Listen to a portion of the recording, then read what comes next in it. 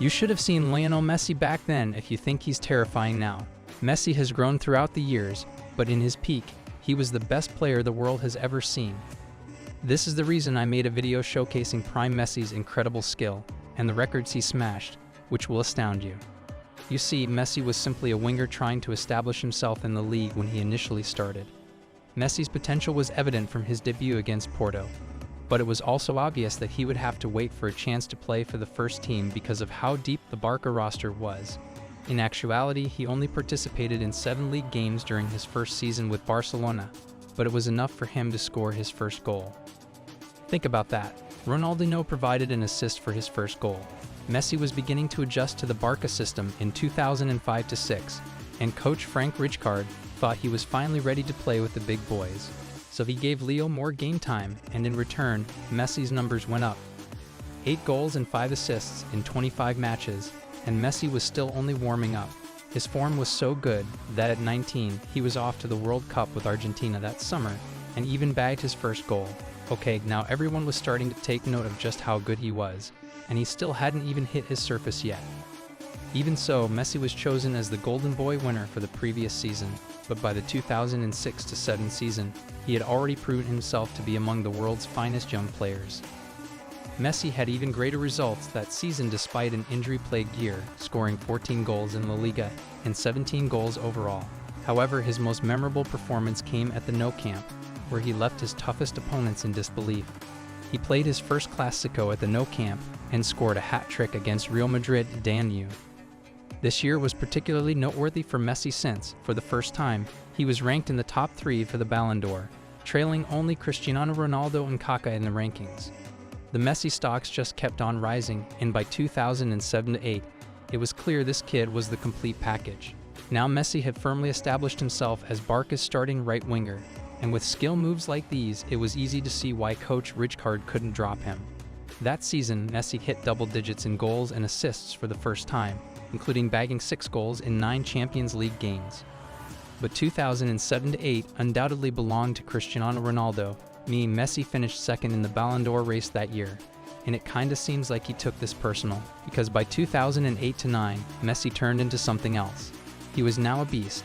At the time, Barca let Franck Rijkaard go as coach, and the new man in charge was this guy, Pep. Before Pep's arrival, that long-haired version of Messi was insane. He just wanted to dribble the crap out of his opponents and repeat the process. But when Pep came, Pep realized something in Messi's game no one else had seen before. And so in 2008-09, Pep decided Messi was going to be central to his plans, literally. He had him operate in the false 9 positions instead of just primarily out wide, and in response, Messi became superhuman. With a new 10 on his back, he was unplayable. 38 goals and 19 assists in 51 games, Messi had leveled up. It was almost as if he hit another high under Pep, because some of the goals he scored that season were unbelievable. The dude's 5'7", he's not supposed to be able to angle a header like that. 2008-09 was special for Messi too, because this season, there was no one else better than him on the planet, and later on that year, he won the big one for the first time. The freaking Ballon d'Or for the first time in his career. See guys, in 2008-09, Messi smashed some special records along the way. With his 9 goals in the Champions League, he became the youngest player to win the Champions League Golden Boot, and the star man of the first Spanish team to win the treble. Yup, the Messi era was officially in full flow, and 2009-10 was almost a repeat of the same thing. While Barca failed to hit the same highs as they did in the previous season, Messi couldn't stop. He was in God mode. 38 goals last season. Smash that, my man hit 47 in all competitions. But it wasn't just that for Messi, because looking back at it now, this season was the start of a rivalry that would define Messi's career. His arch-rival Cristiano Ronaldo had just moved to Real Madrid, and they were now competing in the same league. Ronaldo hit 26 goals in his debut La Liga season, but there was no way he'd come to Messi's turf and upstage him like that. So in response, Messi hit 34 goals to seal the La Liga Golden Boot and help Barca win the league. At the end of the season though, there was no rest for Messi, because a few weeks later, he was on the Argentines' plane to South Africa in his quest to become a legend. The 2010 World Cup should have been Messi's big arrival on the international scene, but it didn't quite work out like that. Messi didn't manage to get a single goal at the World Cup, finishing the tournament with just 1 assist as Argentina got thumped by Germany in the quarterfinals. But this disappointment wasn't enough to stop Messi from hitting the big one again. I mean, there were calls for Wesley Sneijder to have won it this year instead of Messi, after winning the triple with Inter Milan and getting to the World Cup final. But Messi was on different grade that season. He was single-handedly destroying teams in Europe, just ask Arsenal. 4 goals to knock them out. The decision to give Messi the award that year was controversial, but in 2010-11, there was no denying that he was a cut above the rest. For the first time in his career, Messi hit the 50-plus goal mark for goals. He finished the season with 53 goals and 27 assists in 55 games, and was so unplayable that he made Sergio Ramos flip his switch just trying to get close to him. The walk-off after this one will never not be cold. Oof. Messi had a couple of standout performances this year, like bagging a hat-trick against Atletico Madrid in the Liga and Sevilla in the Supercopa final. But it's almost as if Messi always saves his big performances for the Champions League, because against Real Madrid in Europe's biggest competition, he did this. I've got no words, what a player. Another Ballon d'Or in the bag, 3 in a row. But this guy is what Messi had been building up to, because all this while, he hadn't hit his peak yet. But by 2011-12, Prime Messi was about to take center stage. Honestly, the stuff Messi did this season looks like I'm reading video game numbers from semi-pro on career mode. Ronaldo became the first player to hit 40 goals in La Liga the season before.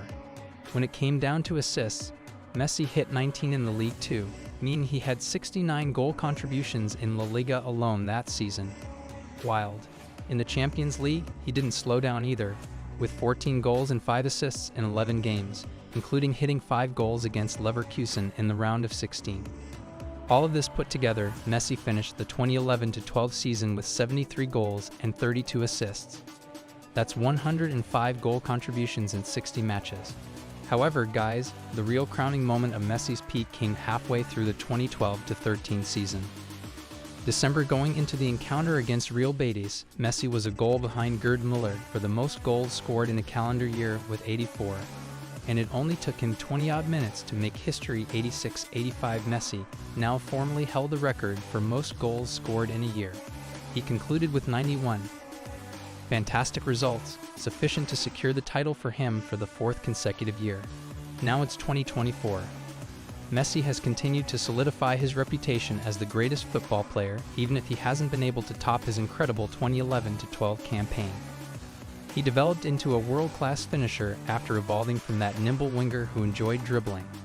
He holds the record for most assists in the history of the game and the most dribbles since Dada began winning in the top 5 leagues.